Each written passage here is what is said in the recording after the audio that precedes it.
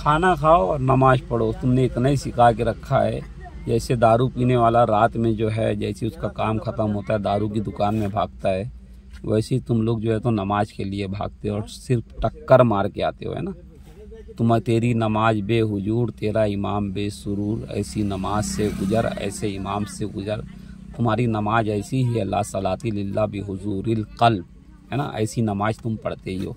तो जो ग्रामर में जो मिस्टेक निकाला है, तो इसने इमाम हुसैन अलैहिस्सलाम के बारे में कहा कि यजीद की हिमायत की और इमाम हुसैन अलैहिस्सलाम के शहादत को, यानी जो कत्ल किया था यजीद ने, उसको जायज़ करार दिया। तेरी औकात ही कितनी है बे तारिक मसूद, अब तू जो है तो पागल हो गया है ना। यानी मिंबर रसूल के बाजू में कुर्सी, तो तुम्हारी तो औकात ही नहीं है। पहली बात, मिंबर रसूल पे बैठने की, मिंबर रसूल के बाजू में कुर्सी लगा के बैठने की तुम्हारी औकात। तुम वहाँ बैठ के जो है डिंग का चिका रे ए ऐसा लोगों को हंसा रहे हो, हैं। डिंग का चिका रखे रे ए ऐसा हंसा रहे हो, हैं। और कुछ दिन पहले चले थे तुम मुस्लिम कौम उम्मत बनने, काली माता के मंदिर में गए, शियाओं के वहाँ गए, वेकिटन सिटी गए। अबे तुम्हारी वो लायकी का नहीं है। तू जक़ात खैरात सदका फितरा खा के पला बड़ा आदमी, तेरी क्या औकात है ना। वो तो अल्लामा तारिक जमील हाफिज़ुल्लाह ताला यानी जो हैं वो देखिए मौलाई उसे कहते हैं, है ना, जिन्होंने मनकुन तो मौला फ़हाद अली मौला कह के अहले बैत के हुकूक को याद दिलाया। तुमको शर्म करना चाहिए।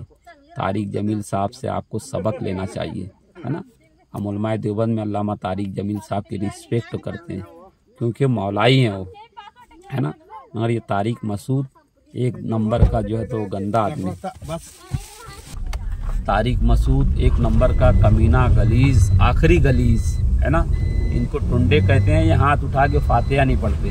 कहीं 24 कहते हैं इनको, कहीं वाबड़ा कहते हैं, कहीं कौवा कहते हैं। खैर कौवा तो बरेलवी भी खाते हैं, ये भी खाते हैं। ये देवबंदी बरेलवी दोनों एक ही है, हनफी है ना। ये हनफियत को बचाने के लिए सिर्फ ये लोग अलग हुए। असल चीज़ तो मज़हब आले मोहम्मद है, मज़हब अहले बैत है ना। बहरहाल इसने जो ग्रामर में मिस्टेक की, तो माविया ग्रामर में मिस्टेक कर रहा था क्या, तो फिर हो सकता है कि माविया के दौर में जो है तो कुरान के अंदर कुछ चेंजेस की गई, फिर या तो फिर शिया लोग सही कहते हैं कि असली कुरान जो है तो इमाम ज़माना इमाम मेहंदी के पास है, वही लेके आएंगे। हो सकता है कि जब वो बनु उमैया की हुकूमत रही हो तो उन्होंने चेंजेस की हो बतौर तारिक मसूद के, है ना, ग्रामर में कुछ मिस्टेक की हो।